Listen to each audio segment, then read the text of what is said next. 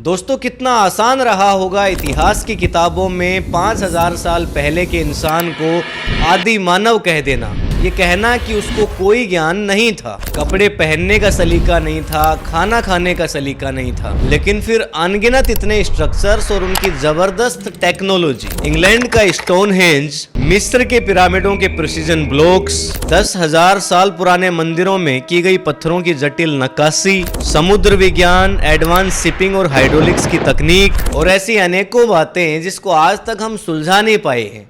तो फिर किस तरह से ये हिस्ट्री की किताबें लिखी गई? आज हम बात करेंगे इंग्लैंड के स्टोनहेंज की, एक ऐसा स्ट्रक्चर जिसके केंद्र में 6000 किलो का विशाल एल्टान स्टोन वहां की स्थानीय मिट्टी का नहीं है।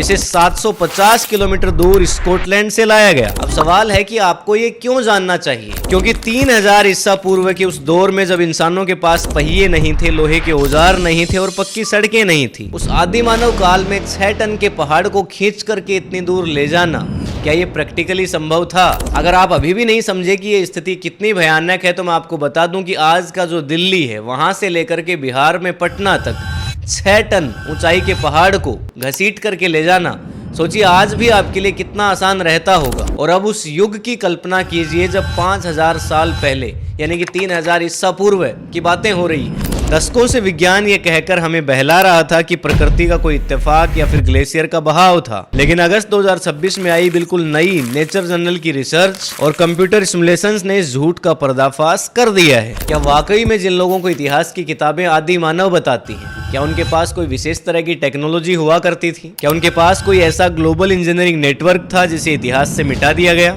इतने भारी भरकम पत्थर को वहां तक कैसे लाया गया, इसकी बात आगे हम वीडियो में करेंगे, लेकिन जिस स्ट्रक्चर की बात हो रही है उसके बारे में कुछ विशेष बातें जान लीजिए। स्टोनहेंज का पूरा लेआउट दरअसल लैटिट्यूड 51.61 डिग्री नॉर्थ के अजीमुथ एंगल्स पर फिक्स है। इसका क्या मतलब है? अगर बिल्कुल आसान भाषा में कहें तो हर साल 21 जून को यानी कि समर सोल्स्टिस के दिन, जब हमारी पृथ्वी अपने एक्सिस पर 23.5 डिग्री झुकी होने के कारण साल के सबसे लंबे दिन का सामना करती है, तब सुबह के सूर्य की पहली किरण इस पूरे सर्कल के बिल्कुल बीच से गुजरती है। लेकिन सिर्फ ये बात चौंकाने वाली नहीं है। रॉयल एस्ट्रोनॉमिकल सोसाइटी के डेटा के अनुसार इस पूरे अलाइनमेंट में एरर मार्जिन यानी कि गलती की गुंजाइश 1 डिग्री के 100वें हिस्से से भी कम है। यानी कि अगर उनके पास कोई आधुनिक कंपास नहीं था, उनके पास कोई टेलीस्कोप भी नहीं था, तो इतनी एक्यूरेसी गणितीय रूप से हासिल करना क्या आपको असंभव नहीं लगता? और इस कहानी में आगे भी कुछ बातें हैं और सुनिए। इसके ठीक विपरीत 21 दिसंबर को यानी कि साल के सबसे छोटे दिन जब सूर्यास्त होता है,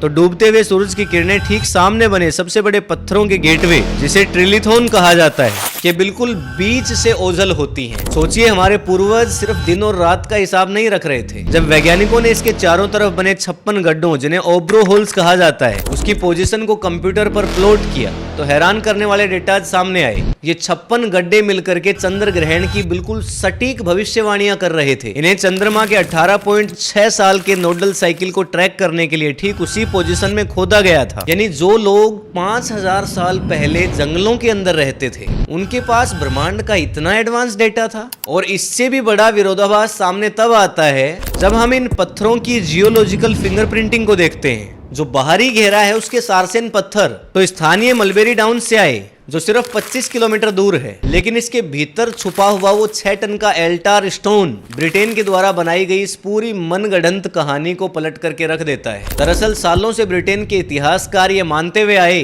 कि ये पत्थर पास की वेल्स पहाड़ियों से लाया गया, जो सिर्फ 250 किलोमीटर दूर है। लेकिन साल 2024 से लेकर के 2026 के बीच करी गई सारी आधुनिक जियो क्रोनोलॉजिकल जांच ने इस दावे को पूरी तरह से खारिज किया। यूनिवर्सिटी ऑफ एब्रिस्टविथ के भूवैज्ञानिकों ने जब लेजर एब्लेशन मास स्पेक्ट्रोमेट्रिक तकनीक का इस्तेमाल किया, पत्थर के नीचे के मिनरल्स की जांच की, तो और भी चौंकाने वाली चीजें सामने आई। इस पत्थर के अंदर मौजूद जिरकोन और रूटाइल नाम के क्रिस्टल्स की जब यूरेनियम लेड डेटिंग करी गई, तो इसका केमिकल फिंगरप्रिंट सीधे स्कॉटलैंड के उत्तर पूर्वी हिस्से में मौजूद ऑर्केडियन बेसिन से मैच हो गया। अब नक्शे पर देखिए, स्कॉटलैंड के सैलिसबरी मैदानों की दूरी पूरे 750 किलोमीटर बैठती है। मैं वीडियो के शुरू में ही कह चुका हूँ कि ये इतना लंबा रास्ता है कि आज के आप दिल्ली से बिहार के पटना चले जाइए, अब वहां से 6 टन का पहाड़ खींच करके लाना आसान तो नहीं रहा होगा। 3000 ईसा पूर्व के उस न्योलिथिक एरा में जब इंग्लैंड का यह घना इलाका जंगलों और पहाड़ों से घिरा था, जमीन के रास्ते लकड़ी के लठों पर इसे घसीटना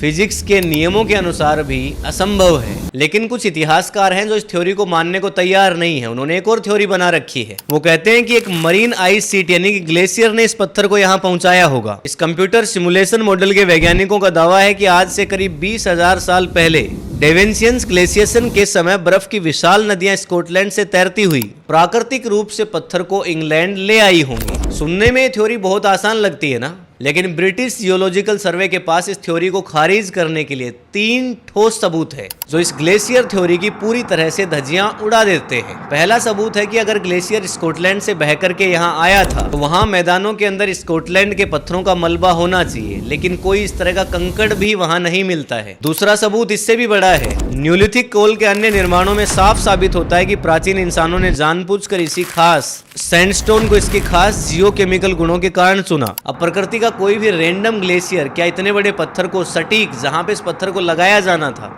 वहां इसको ला करके छोड़ देगा? तो फिर लॉजिक क्या कहता है? अगर इसको प्रकृति ने भी नहीं पहुंचाया और इंसान भी अगर इस पत्थर को नहीं लेकर के आए, इसे समझने के लिए वैज्ञानिकों ने दूसरी थ्योरी सामने रखी जिसमें जिक्र किया गया मरीन कार्गो रूट यानी कि जल मार्ग, समुद्र के रास्ते। हालिया हाइड्रोडायनेमिक सिमुलेशन के डेटा से पता चला कि उस काल की लकड़ी की बड़ी नावें या राफ्ट्स आयरिश सागर के कोस्टलाइन करंट्स यानी कि समुद्री लहरों के बहाव का फायदा उठाकर 6000 किलो का वजन आराम से ढो सकती थी। और दोस्तों ये बात इतिहास की किताबों को पूरी तरह से बदलती है।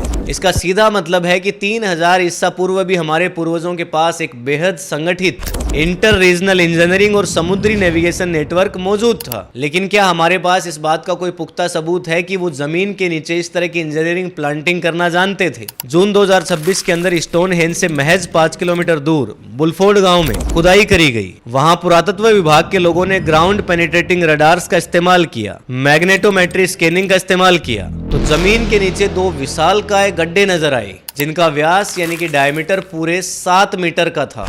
अब ट्विस्ट देखिएगा, इन गड्ढों से जो ऑर्गेनिक मटेरियल मिला उसकी कार्बन डेटिंग करी गई तो पता चला कि ये साइट 3500 ईसा पूर्व की है, यानी कि स्टोनहेंज से भी 500 साल पुरानी। और वैज्ञानिकों का दावा है कि ये कोई मामूली गड्ढे नहीं थे, ये उन स्टोनहेंज का प्रोटोटाइप थे, यानी कि पत्थरों को क्रेन की तरह खड़ा करने और उनका अलाइनमेंट टेस्ट करने के लिए इन गड्ढों का इस्तेमाल किया गया होगा। इस जगह को एक इंजीनियरिंग टेस्ट बेड की तरह इस्तेमाल किया गया पूर्वजों के द्वारा। अब आप ही सोच करके देखिए ये डेटा क्या साबित करता है। इसका मतलब बेहतरीन इंजीनियरिंग का डेटा उन लोगों के पास मौजूद था जो पीढ़ी दर पीढ़ी शायद ट्रांसफर होता रहा होगा। यानी कि स्कॉटलैंड से 750 किलोमीटर दूर से वो 6 टन का पत्थर मंगाना कोई तुक्का या रैंडम हादसा नहीं था।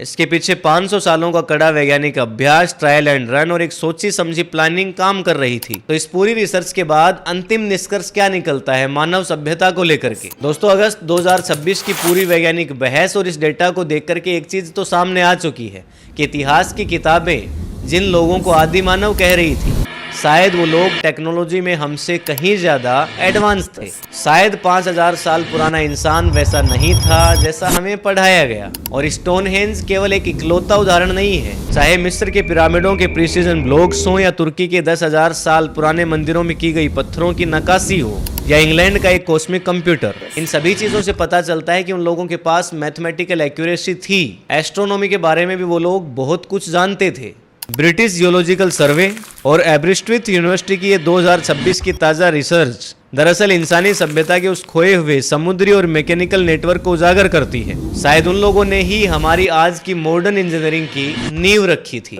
देखिए ग्लेशियर थ्योरी तो वैज्ञानिक तरीके से नकारी जा चुकी है, तो हमें शायद मान लेना चाहिए कि हमारे पूर्वजों के पास एडवांस शिपिंग और हाइड्रोलिक्स तकनीक मौजूद थी, जैसे आज का विज्ञान भी पूरी तरह से डिकोड नहीं कर पाया है। बाकी आप इस पर क्या सोचते हैं? इनमें से कौन सी थ्योरी आपको ज्यादा ठीक लगती है? कमेंट सेक्शन में जरूर लिखिएगा। तो अगर आप लोगों को हमारा काम पसंद आता है, डॉक्यूमेंट्रीज पसंद आती हैं, तो वीडियो के नीचे लाइक का बटन जरूर दबाइएगा और चैनल को सब्सक्राइब करिएगा। वीडियो को जितना ज़्यादा हो सके शेयर करिएगा ताकि हम आप लोगों के लिए और ज़्यादा मेहनत कर सकें। हम मिलेंगे आपसे अगले वीडियो के अंदर, तब तक के लिए जय हिंद, जय भारत।